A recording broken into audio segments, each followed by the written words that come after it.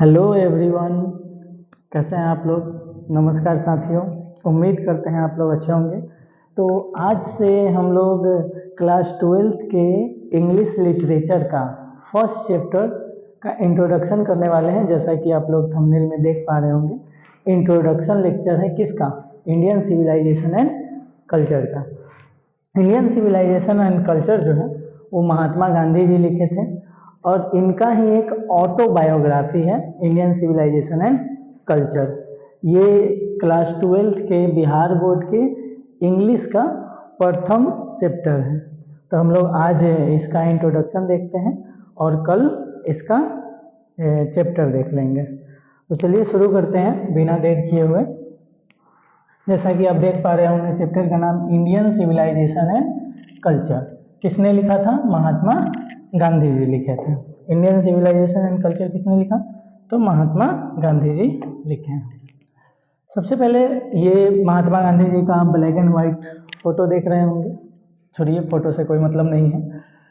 मोहनदास करमचंद गांधी। हम आपको यहाँ पे हर एक लाइन बाय लाइन एक्सप्लेनेशन देंगे इंग्लिश का, हिंदी में भी बताया जाएगा और अच्छे से आपको समझ में भी आएगा। मोहनदास करमचंद गांधी, जो गांधी जी हैं उनका पूरा नाम क्या होता है? तो मोहनदास करमचंद गांधी। पूरा नाम आप लोग याद रखिएगा।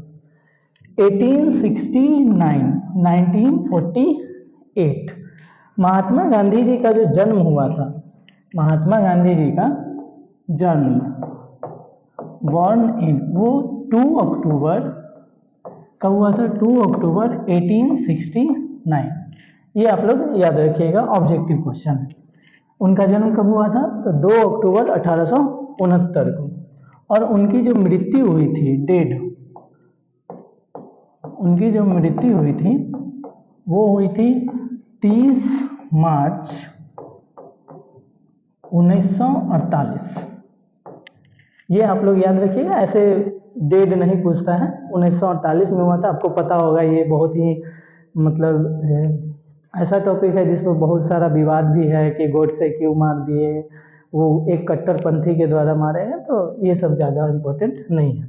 आप जन्म की सिर्फ याद रखिएगा 2 अक्टूबर 1869 को और मृत्यु 1948 को। पॉपुलरली नोन एज बापू, किस नाम से प्रसिद्ध थे? तो बापू नाम से वो प्रसिद्ध थे। द फादर ऑफ नेशन, क्या? The father of nation. उनको हम लोग राष्ट्रपिता का भी दर्जा दिए हुए हैं। नेशन का क्या है? फादर है।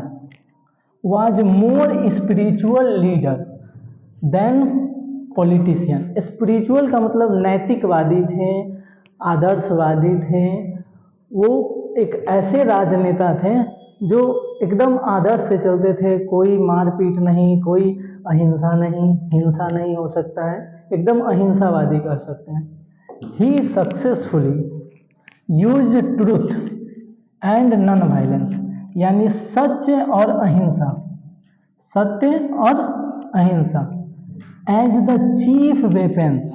चीफ वेपन्स का मतलब मुख्य हथियार against the British rule in India. कहने का मतलब ये है कि जो गांधी जी थे उनका मुख्य हथियार कौन था? तो सत्य और अहिंसा। मुख्य हथियार कौन था? सत्य और अहिंसा। किसके खिलाफ? ब्रिटिश रूल के खिलाफ। इंडिया में जो ब्रिटिशर्स लोग थे, अंग्रेज लोग थे, वो आक्रमण किए हुए थे। तो उनके खिलाफ उनका मुख्य हथियार कौन था? ट्रुथ और अहिंसा का। हेल्प्ड इंडिया गेन इंडिपेंडेंस, जो मदद किया भारत को स्वतंत्र बनाने में। कौन मदद किया? तो गांधी जी के ट्रुथ और अहिंसा, ये जो मुख्य हथियार था, यही मदद किया किसमें? इंडिया को आज़ादी दिलाने में, भारत को स्वतंत्र करने में। फ्रॉम 1915 टिल 1948, कब से कब तक? 1915 से लेकर 1948 तक। महात्मा गांधी जी जो थे भारत में कब आए थे? 1915 में। और कब तक यहाँ रहे? तो 1948 में। ठीक है। He completely dominated Indian politics।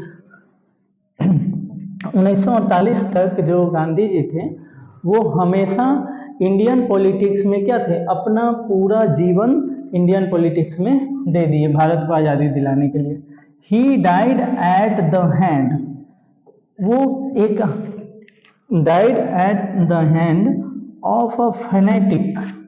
Phonetic का मतलब होता है कट्टरपंथी जो लोग होते हैं, किसी भी धर्म को लेकर, किसी जात को लेकर जो कट्टरपंथी लोग होते हैं उसी को फेनेटिक बोला जाता है।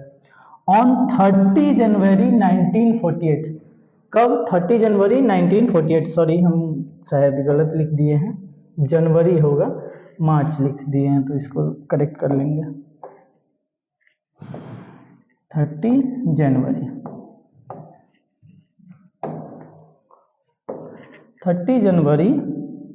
1948 जो गांधी जी थे वो एक कट्टरपंथी के हाथों क्या हुआ, तो वो मारे गए। कब?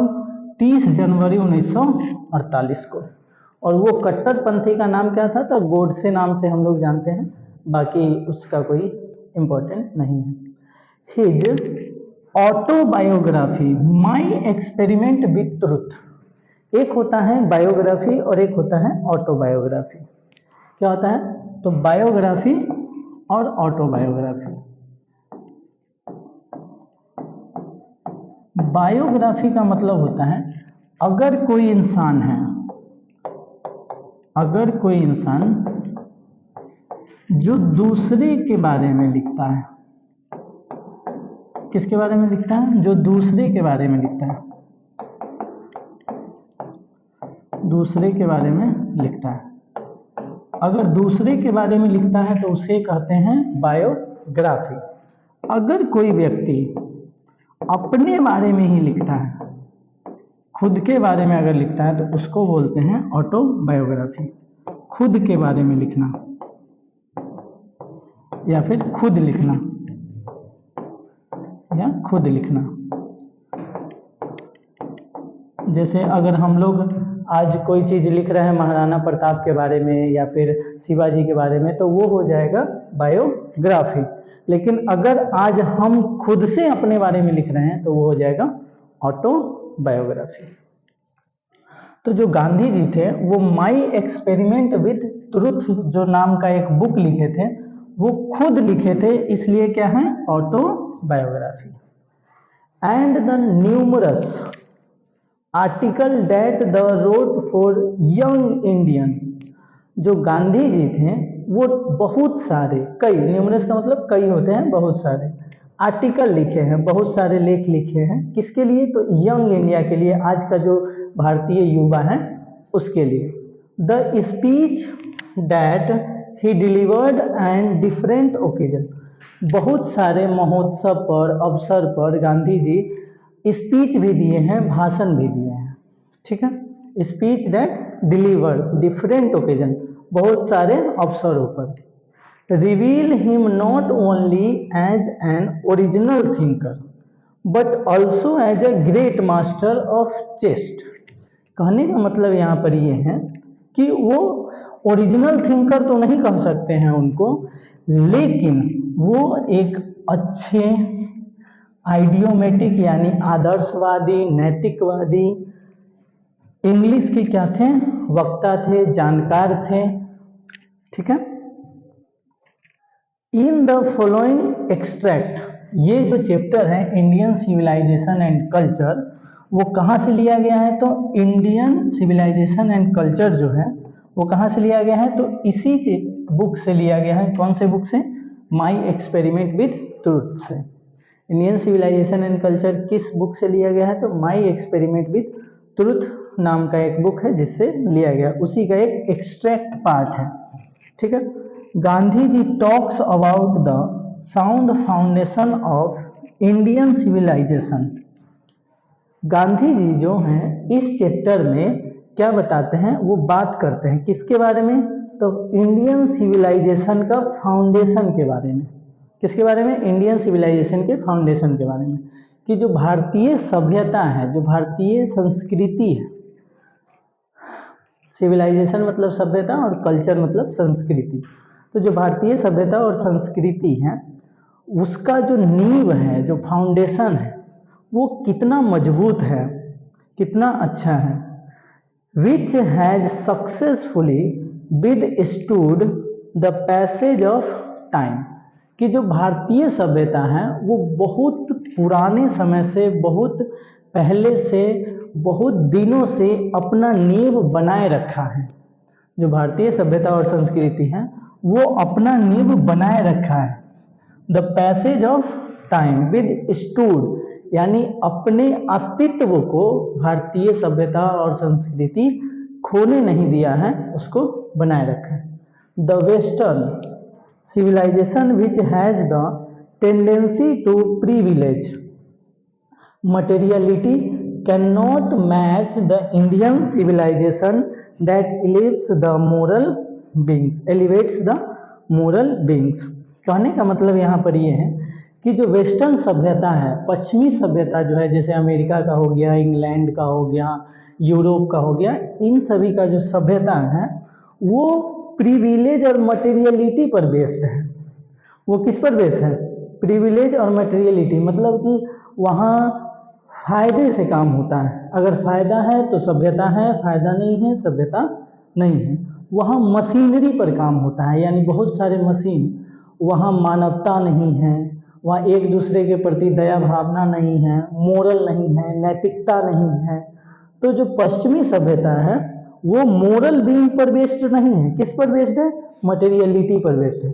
और जो भारतीय सभ्यता है, इंडियन सिविलाइजेशन है, वो किस पर बेस्ड है? तो मोरल बीइंग्स पर बेस्ड है, यानी नैतिकता पर, दयावान पर, एक दूसरे के प्रति अच्छी भावना पर बेस्ड है। तो ये था हमारे फर्स्ट चैप्टर का इंट्रोडक्शन पार्ट, महात्मा गांधी जी के बारे में। आप लोग को इसमें से कुछ चीज़ें इम्पोर्टेंट है जो आप लोग को ध्यान में रखना है। कौन कौन चीज़ें आप लोग को ध्यान में रखना है? तो सबसे पहले तो इनका जन्म याद रखिएगा, कब हुआ था? 2 अक्टूबर 1869 को। दूसरा याद रखिएगा उनकी मृत्यु कब हुई थी? 30 जनवरी 1948 को।